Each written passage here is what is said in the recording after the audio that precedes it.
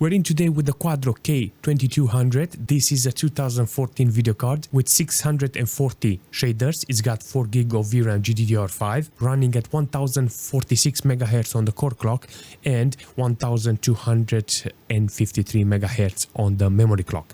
It's got 128 bits bus width, DirectX 11, and we're gonna pair it up with this Intel Xeon W3690. Let's jump in a couple of games and see how this Quadro is still holding. Alright, let's start with PUBG. This is gonna be very interesting because I got playable FPS. Now the GPU is doing a fantastic job. I got maximum fan speed on the video card, 3500 RPM.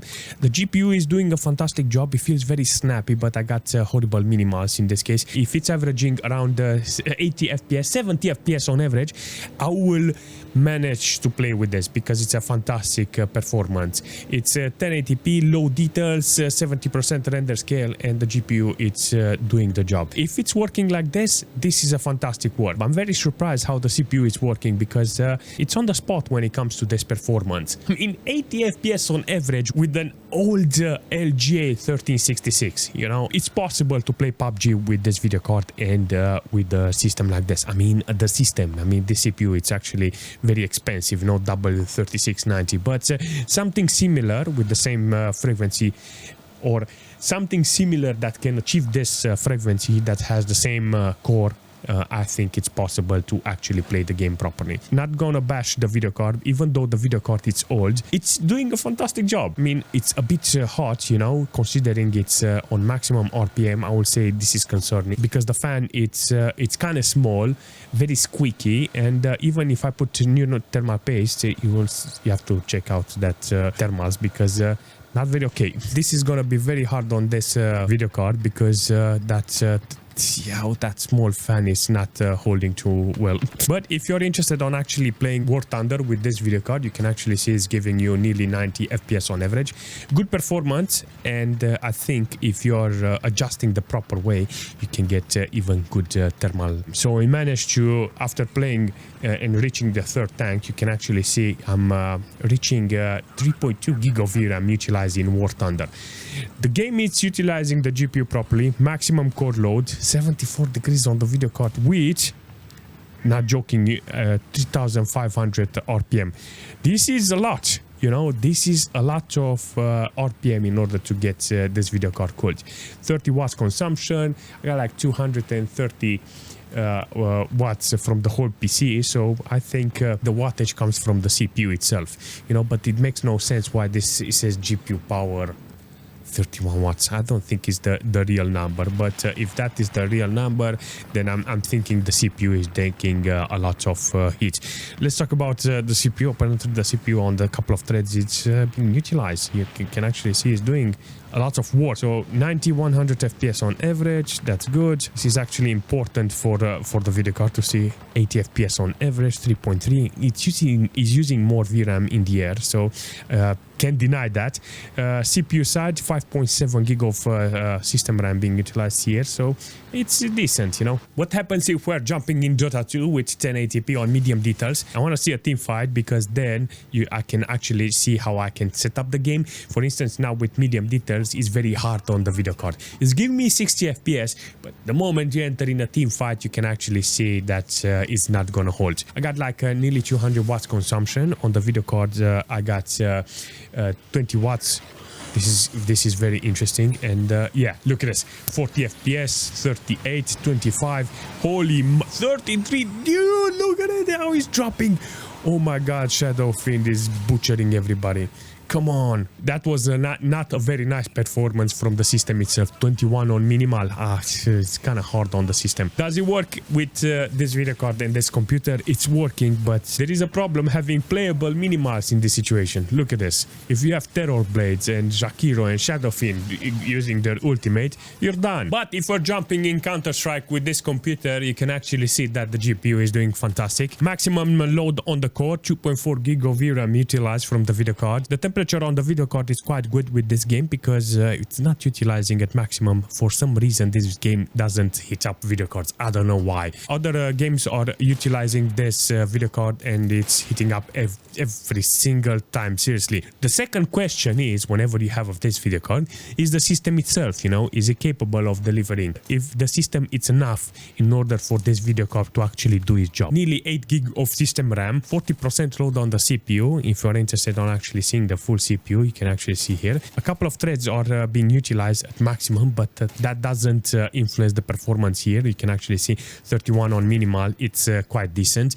To actually play Counter-Strike with this HP Z400, I freaking love this computer, and I'm 100% sure this is a good association between this computer, this CPU, and this video card, because it makes it super cheap. I mean, aside from that CPU, that is not very cheap. Seriously, it's more expensive than this video card. No Man's Sky is working with this CPU apparently, and it's giving me a lot of FPS considering the age. You can actually see that with 1080p lowest details and FSR set up with maximum performance, the game actually has an almost potential of being played with this system. Seriously, this is very interesting because there's not a lot of open worlds like this that actually works on a CPU like this, because it's missing a lot of instructions. So if I want to play Cyberpunk, I cannot. I want to play Starfield, even though I'm 100% sure this video card and this CPU will do the same in that game, you know, with FSR and stuff like that, but I cannot use it because it's missing a lot of instructions, so the game doesn't even start from the beginning. But in this case, you can actually see the video card is being utilized properly. 3.1 gig of VRAM, nearly maximum TDP. I think it's 35-40 watts or something like that, but you can actually see it that is nearly to 220 watts. But if we're jumping in Wreckfest with 720p and maximum details, you can actually see that it's actually playable with this video card and the system.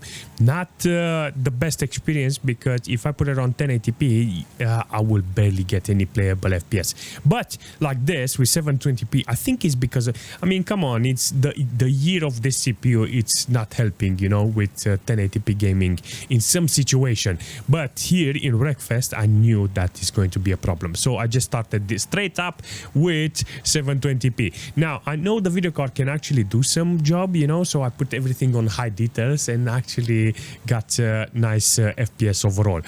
Do I complain about the resolution? No.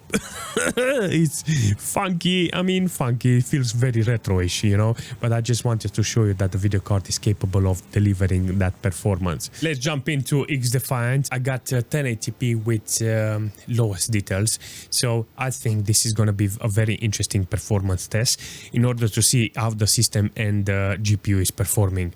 I mean, come on, this is it. In some cases, you can actually see that the GPU, it's always maximum, 99% load on the core, and 2.3 gig of VRAM utilized. 9.3 gig of system RAM being utilized. It's not heating up the CPU. I mean, 60 degrees, it's kind of okay with this CPU and this mainboard. The fan itself, it's okay.